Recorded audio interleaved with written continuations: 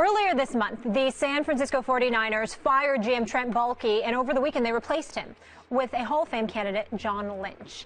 He has no front office experience, but is being given a 6-year contract, according to our Adam Schefter. Lynch reached out to their presumed future head coach, Kyle Shanahan, before reaching out to the 49ers about his interest in the GM job. Lynch is a former defensive back for the Bucs and Broncos and was a longtime NFL analyst for Fox. And look who's here, Jeff Saturday. It's been a minute. It's good to see you. Thank you very much. Good to have you back with us. Stephen A., I want to start with you here. Do you have a problem with the 49ers hiring Lynch? I have a big problem with it.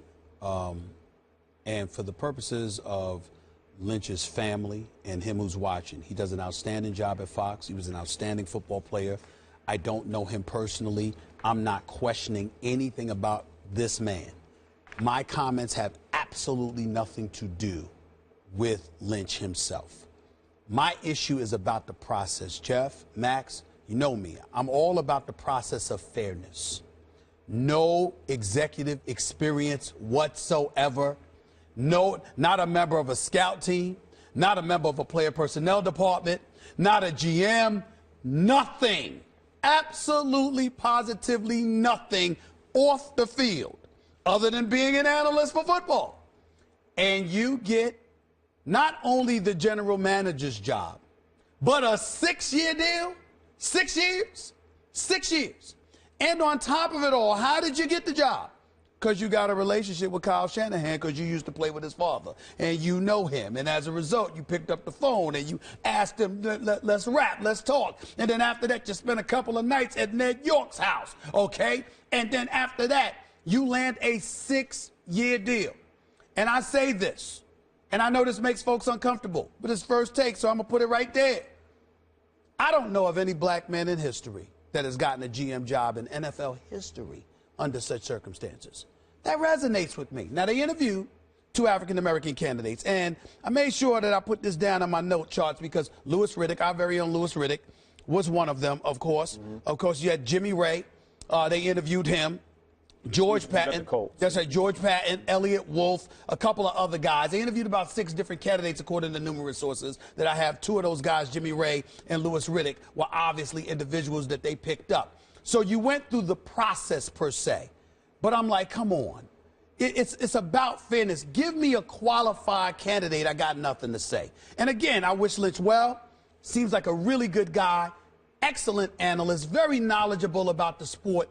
But when you look at a hire like this, unfortunately, it puts guys like yourselves and others in uncomfortable positions to some degree, maybe, because a guy like me is standing up here and pointing out the inequity. The man has no experience. And because of his friendship with Kyle Shanahan, he gets a 6-year deal in the National Football League. Come on, y'all. It doesn't put me in an awkward position at all. I mean, right. I appreciate that point of view. I would say it's very interesting to me that a team that has spiraled to the bottom of the league, partly because they ran a great coach out of town.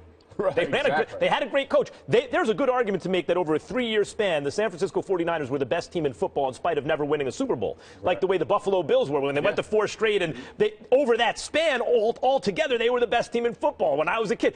The San Francisco 49ers, 3 years, they made it to the Super Bowl. They were always in the NFC Championship game. They were likely, over that entire time, the best team in football with a great coach. They ran the coach out of town. So they spiraled to the bottom of the league of their own doing. And once you're there, Jeff, you go out and hire a guy with 0 experience. You're entitled to do that. And maybe you strike gold, right? Right. But, boy, you better. And if, as Stephen A. says, because you gave him a 6-year deal, it's not working out, the last thing Niners fans are ever going to want to hear is, well, you know, he has a 6-year contract. Like, if by year 2 it's a disaster, you have to eat the last 4 years on that deal. Niners fans are not going to want to hear it. Right. Well, let me say this. The 6-year deal, I think, had more to do with his job at Fox than it did the longevity of what the expectations are. I think he was in a very good job. He was doing a very good job at it. So that 6-year deal, it's to cover that because he's not just going to come for nothing, right? I mean, you understand the business side of it. Yes, I do. I also think it's a dumpster fire there anyway. So, 2 coaches, 2 years, you ran out a great football coach. All the traditional ways of doing it have failed them. And it has failed terribly the last couple of years. And so I think as they looked at it, they thought, how can we put this thing back on the rails? And to your point with the relationship he has with Shanahan, and as inequitable as it may seem and probably is, football is a relationship business. You know it. I know it. There are a lot of guys who hire their friends when they get jobs. Business. Yes, you know what I mean. But you know what I mean. So that's the way it always is. Is it fair? It's probably not fair. That's why the Rooney Rule is so important, because it is a relationship business. And Louis Riddick and Jimmy, both guys, very talented, very qualified guys. But I think they went outside the box here, and I think they thought if they can get two guys who are like-minded. John Lynch is going to walk in here. I do know him personally. I played against him. Fierce competitor. I know him. I've been at Pro Bowls with him. I know him personally as well. This guy is a grinder. He is a true grinder by every definition of the word. And I'm going to tell you, he will blow you away when you sit down. He's got no ego. He'll bring in anybody that he thinks can help this team win and be successful. The one thing I would say I appreciate about that is he doesn't have all the relationships in the front office that other people are coming to that business with. Because, again, it is a relationship business. So if you've worked with a guy, you may have promised him, hey, man, when I get it, I'm taking you. When you get it, you're taking me. He's got no ties like that. That guy's going to come in. He's been working in an analyst chair. He doesn't have those things. So he can bring people in that he knows will give him a good shot. And having that relationship with Shanahan, if that's the guy, I know we're presuming. Let's give him credit that he knows football, though. He definitely knows football. But here's the deal. I've been around the best, right? Bill Polian, Hall of Famer, I've been around the best. What made him the best was that he sought his coach's preference, and he gave them the ingredients that they felt they would win with it. Whether it was Marv Levy, Tony Dungy, Jim Caldwell, you name it, he gave his guys that. Not every GM does that, and John Lynch, I feel personally, will do that. That's why that relationship is so important. You're right, and similar to Steve Kerr.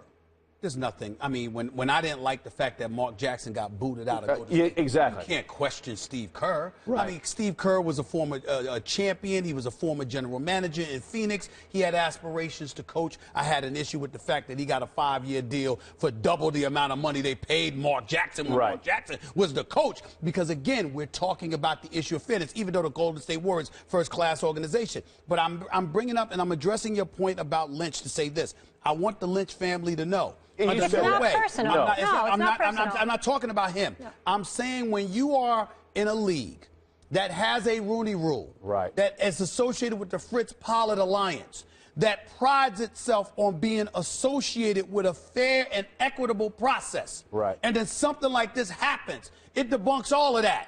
Because it shows, that's not, that's what I'm saying is not right. But isn't it okay that, so, I mean, there will be times, and it didn't seem like you were coming in there will be times where, like, a white guy doesn't have experience and gets the job, right? And, like, here's one of those instances. He's inexperienced and he got the job. And sometimes that will happen, even if the optics aren't great. And all I'm asking is, let me see a black man with no experience whatsoever getting the same opportunity, and I'm good. I got nothing to say.